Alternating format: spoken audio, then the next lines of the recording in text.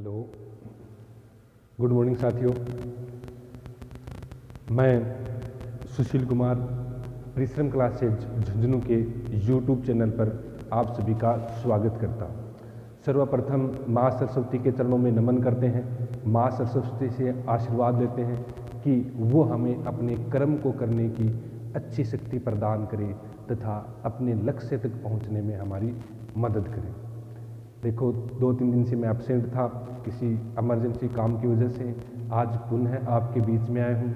राजस्थान के इतिहास के जो स्रोत थे उनके बारे में हम पढ़ रहे थे, सभ्यताएं हमने पढ़ ली थी। इसके अलावा राजस्थान को जानने के जो शिलालेख थे उनके बारे में हम अध्ययन कर चुके थे। सिक्कों के बारे में भी हमने पिछले वीडियो में जानकारी प्राप्त कर ली थी। आज हम राजस्थान के इतिहासकारों के अंदर पढ़ेंगे। राजस्थान के उन इतिहासकारों को पढ़ेंगे जिनको पढ़ने के बाद या जिन्होंने राजस्थान के इतिहास पर एक अच्छा अध्ययन किया तथा अपनी बुकों के माध्यम से उस इतिहास को जीवंत स्वरूप प्रदान किया। जैसे राजस्थान के इतिहास के पिता कहा जाता है कर्नल टोड को। कर्नल टोड के बारे में पढ़ेंगे, हालांकि पहले हम पढ़ चुके थे, लेकिन मौखिकली बात फिर करेंगे कर्नल टोड के बारे में। उन्होंने राजस्थान के इतिहास के निर्माण में अपनी कौन सी ऐसी भूमिका निभाई थी जिसके कारण उनको राजस्थान के इतिहास का पिता कहा जाता है। इसके अलावा उनके इतिहास को पुनः पढ़ने वाले तथा उनके इतिहास को हिंदी में लिखने वाले तथा उनके इतिहास में गलतियां निकालने वाले, अशुद्धियां दूर करने वाले व्यक्ति डॉक्टर गौरीशंकर ओझा के बारे में पढ़ेंगे। इसके अलावा राजस्थान के दुर्गों के बारे में लिखने वाले तथा मेवाड़ का एक अकल्पनीय इतिहास लिखने वाले भीलवाड़ा के ढोलकिया गांव के अंदर जन्मे श्यामल दास दधिवाड़िया के बारे में भी हम चर्चा करेंगे।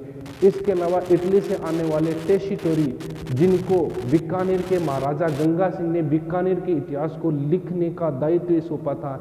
ऐसे जितने भी इम्पोर्टेंट हैं। राजस्थान के अब्बुल फजल मोहम्मद नैनसी को भी पढ़ेंगे। इसके अलावा महाराणा जो प्रताप थे अपने जयपुर के सवाई प्रताप सिंह, उनके दरबार में रहने वाले गंधर्व बाईसी के बारे में भी पढ़ेंगे। इसके अलावा अपने बूंदी के सूर्यमल मिश्रण वंश भास्कर के लेखक, उनके बारे में पढ़ेंगे। राजस्थान के जितने भी इम्पोर्टेंट इतिहासकार हैं जिन्होंने राजस्थान के इतिहास को एक सजीव रूप प्रदान करने में अपनी महत्वपूर्ण भूमिका निभाई है, उन सब के बारे में अध्ययन करेंगे। सर्वप्रथम मैं चर्चा करूंगा आपके साथ कर्नल टोड के बारे में। हालांकि एक पिछले वीडियो में कर्नल टोड के बारे में हम पूरा का पूरा मैं आपको बता भी चुका हूं। फिर भी नॉर्मल सी बात करूं, कर्नल टोड एक अंग्रेजी परिवार से थे जो भारत के अंदर ब्रिटिश ईस्ट इंडिया कंपनी थी उसी के परिवार से रिलेटेड थे। इसलिए 20 मार्च 1782 को जो ही उनका जन्म हुआ एलिगिस्टन शहर स्कॉटलैंड के अंदर, जो ही उनकी आयु 17 वर्ष की हुई तो भारत के अंदर आ गए और भारत में आने के बाद में कंपनी की सेना को ज्वाइन कर लिया और कंपनी में सहयोग करना शुरू कर दिया। 1798 के अंदर वो भारत आए थे तो सर्वप्रथम दौलत राव सिंधिया थे ग्वालियर के, उनके राजमहलों में आए थे। और राजस्थान में जब आए थे तो सर्वप्रथम 1806 के अंदर अपने मेवाड़ क्षेत्र में आए थे। मेवाड़ क्षेत्र के अंदर यति ज्ञानचंद नाम के एक साधु थे, उनको अपना गुरु बनाया था। और उसके बाद में 1817-18 के अंदर उनको मेवाड़ का पहला पॉलिटिकल एजेंट भी नियुक्त कर दिया। 4 वर्ष उन्होंने कार्य किया। फिर राजनीतिक दबाव के अंदर आने के बाद उन्होंने बीमारी का बहाना लगाकर पॉलिटिकल एजेंट का पद छोड़ दिया और राजस्थान के इतिहास को लिखना शुरू कर दिया और संपूर्ण राजस्थान को घूमे। सर्वप्रथम मेवाड़ के बारे में जानकारी देते हैं, उसके बाद में जोधपुर क्षेत्र के बारे में भी जानकारी देती हैं। कोटा बूंदी, यहाँ तक कि शेखावाटी क्षेत्र से भी वो गुजरे थे। यहाँ तक कि जो अपने चित्तौड़गढ़ दुर्ग के अंदर एक अभिलेख है मानमौर्य अभिलेख, मौर्य राजाओं के बारे में जानकारी देता है। उनको वो यहाँ से उठा के लेके गए थे और रास्ते में उन्होंने उस शिलालेख को समुद्र के अंदर फेंक दिया था। बहुत बार प्रश्न पूछा भी जा चुका था कि चित्तौड़गढ़ दुर्ग का मानमौर्य अभिलेख कौन लेके गया था और कहाँ पर उसको फेंका गया था, जो वर्तमान में उसकी जानकारी हमें कहीं पर भी नहीं मिलती कि कहाँ पर रखा होगा। इसके अलावा बात करें तो राजस्थान का इतिहास को लिखने का जो उन्होंने कार्य किया था, तो इस क्षेत्र में राजपूतों को देख करके उन्होंने एक पुस्तक लिखी थी, the central and western states of India. Rajput states of India. और इसी पुस्तक के दूसरा भाग था, पहली पुस्तक उनकी थी annals and antiquities of Rajputana. और इस राजपुताना के उन्होंने इस क्षेत्र को पहले रायथान कहा, फिर रजवाड़ा कहा और तीसरा नाम राजस्थान दिया। सर्वप्रथम राजस्थान देने वाले वो ही थे, कौन? कर्नल टोडी थे।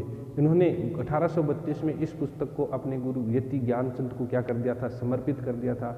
दूसरा पार्ट इसका बाद में आया था, जिसका संपादन इनके मित्र विलियम क्रुक तथा इनकी पत्नी जूलिया ने किया था। इन्होंने एक पुस्तक और भी लिखी थी जो बॉम्बे जाकर इन्होंने लिखी थी, जिसका नाम था the western Rajasthan, the western India. इन्होंने जो पश्चिमी राजस्थान या पश्चिमी भारत का जो भ्रमण किया था, उस पुस्तक में इसके बारे में जानकारी मिलती है, जिसका संपादन इनकी मृत्यु के बाद हुआ था। हालांकि इनकी मृत्यु नवंबर 1835 के अंदर इंग्लैंड के अंदर ही हो गई थी। राजस्थान के इतिहास में रोचक रूप प्रदान करने का इन्होंने महत्वपूर्ण कार्य किया था, इसलिए इनको राजस्थान के इतिहास का पिता कहा जाता है। राजस्थान का जो नाम है वर्तमान, वो भी किनको समर्पित है? उन्हीं को समर्पित है, उन्हीं की देन हम मानते हैं। हालांकि वो पॉलिटिकल एजेंट थे राजस्थान के, लेकिन उन्होंने राजपूतों के विकास हेतु या राजस्थान के विकास हेतु कंपनी का सहयोग न करके इस क्षेत्र का सहयोग किया था। और जब वो पॉलिटिकल या राजनीतिक दबाव में आए तो उन्होंने अपने पद से ही क्या दे दिया था? त्यागपत्र दे दिया था। बहुत बार प्रश्न पूछा भी जा चुका है कि मेवाड़ के प्रथम पॉलिटिकल एजेंट कौन थे? तो वो कौन थे? कर्नल टोड ही थे, घोड़े वाले बाबा ही थे। यहीं उनको कर्नल की उपाधि मिली थी। 1813 के अंदर उन्होंने यहीं पर राजस्थान के अंदर ही कर्नल की उपाधि प्रदान की गई थी। अब कर्नल को पढ़ने के बाद में हम दूसरे नंबर पे पढ़ेंगे, जिसको हम लिखित रूप से देखेंगे, क्योंकि कर्नल के बारे में हम पहले पढ़ चुके थे। दूसरा हम देखेंगे कवि राजा श्यामल दास दधिवाड़िया। पूरा का पूरा नाम आ गया इनका, याद रखना, क्योंकि फेमस हो चुके हैं क्वेश्चनों के मामले में, इनका गांव तक पूछा जा चुका है। इस श्यामल दास जी की हम सबसे पहले चर्चा करेंगे। जन्म, इनका जन्म हुआ था 5 जुलाई 1836 और 1836 के अंदर एक गांव पड़ता है ढोलकिया गांव। और ये ढोलकिया गांव कहाँ पे पड़ता है? भीलवाड़ा में। यहाँ पे जन्मे श्यामल दास जी धीरे धीरे मेवाड़ के महाराणाओं के लिए काम करने लग गए। तो बात है सर्वप्रथम 1872 की। पहले हम इनकी उपाधि की बात करते हैं। इनकी उपाधि है 2। एक उपाधि है इनकी केसर ए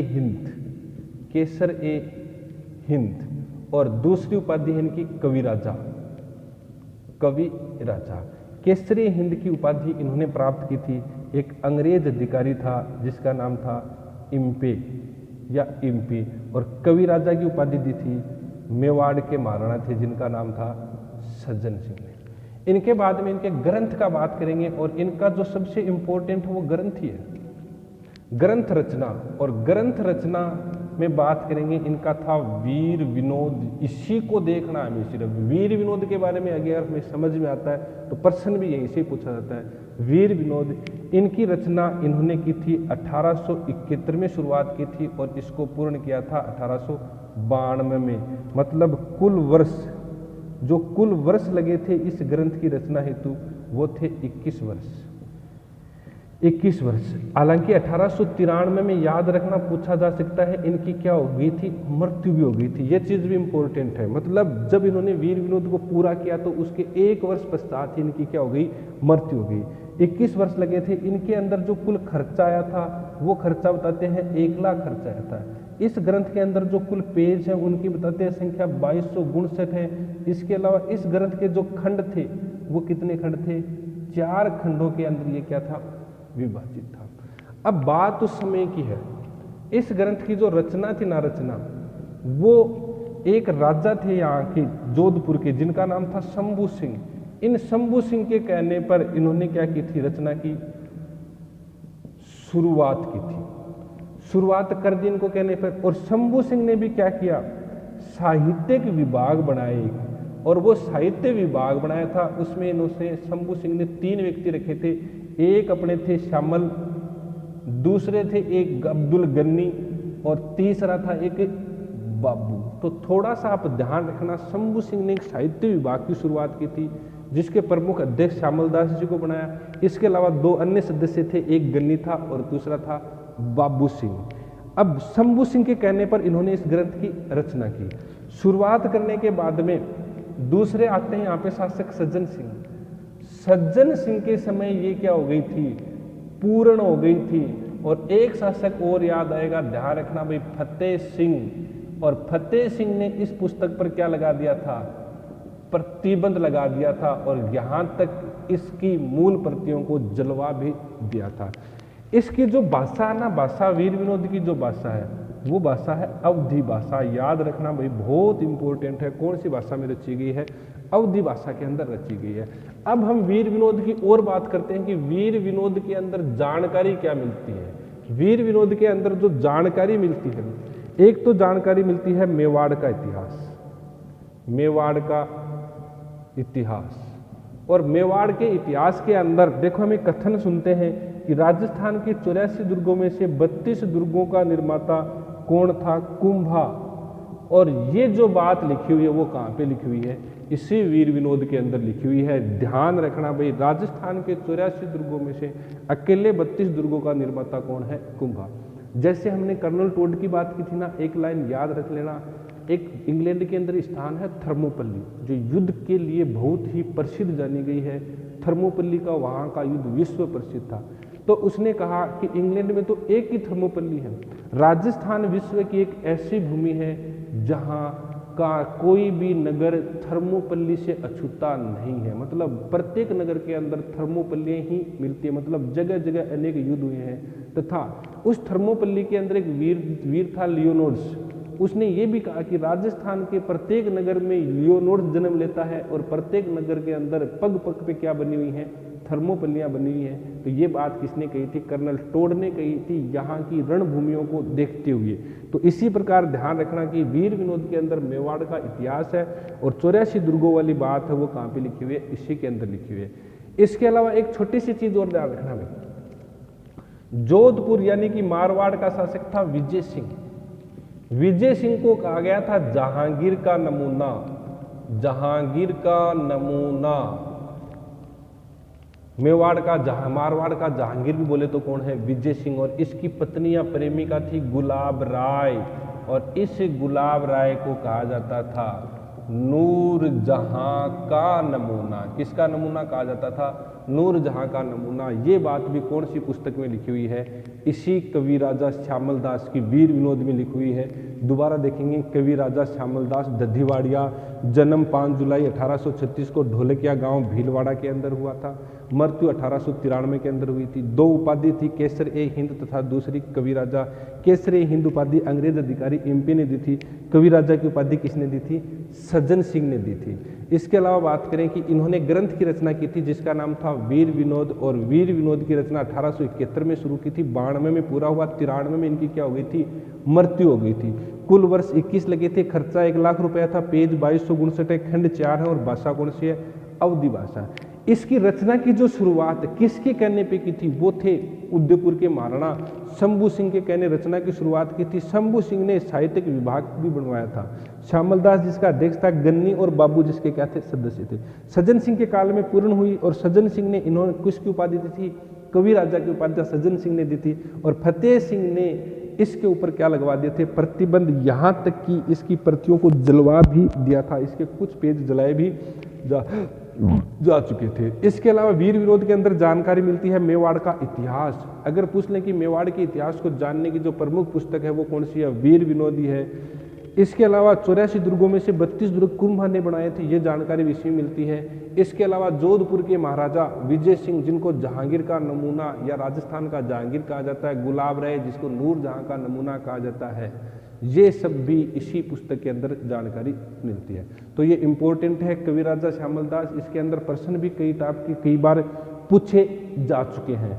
अब हम कवि राजा श्यामल दास के बाद में दूसरे नंबर पर हम बात करेंगे डॉक्टर हीराचंद गौरीशंकर एझा, जिसको वर्तमान इतिहास का लेखक के नाम से जाना जाता है, जिन्होंने एक पुस्तक लिखी थी राजपुताने का इतिहास, बहुत ही इम्पोर्टेंट है।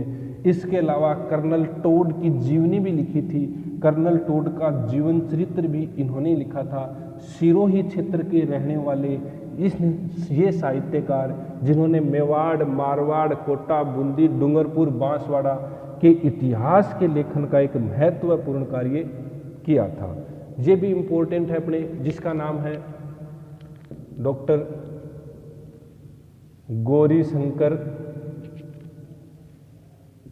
हीराचंद ओझा। डॉक्टर गौरीशंकर हीराचंद ओझा भारतीय इतिहास के अंदर या राजस्थान के इतिहास के लेखन में इनका नाम बहुत ही गौरवपूर्ण रूप से लिया जाता है। इनकी भी वही बात करेंगे हम। सर्वप्रथम जन्म की बात करेंगे तो इनका जन्म हुआ था 1863 ईस्वी के अंदर। एक गांव है रोहिड़ा गांव, और ये रोहिड़ा गांव कहाँ पे पड़ता है? सिरोही के अंदर। तो ध्यान रखना, इन्होंने सर्वप्रथम जिस रियासत का इतिहास लिखा था वो सिरोही है, बहुत बार पूछा जा चुका है। अब देखो, जन्म होने के बाद ये थोड़े समय बाद कहाँ पे आ गए थे? मेवाड़ आ गए थे। और मेवाड़ में उस समय शासक कौन था? सज्जन सिंह था। और सज्जन सिंह ने इन्हें जिम्मेदारी सौंपी, और कौन सी जिम्मेदारी सौंपी? कि वो मदद करें किसकी? श्यामल दास की मदद करें। तो इनका थोड़ा सा लिंक किसके साथ पाया जाता है? श्यामल दास के साथ भी राजस्थान के इतिहास को लिखने में पाया जाता है।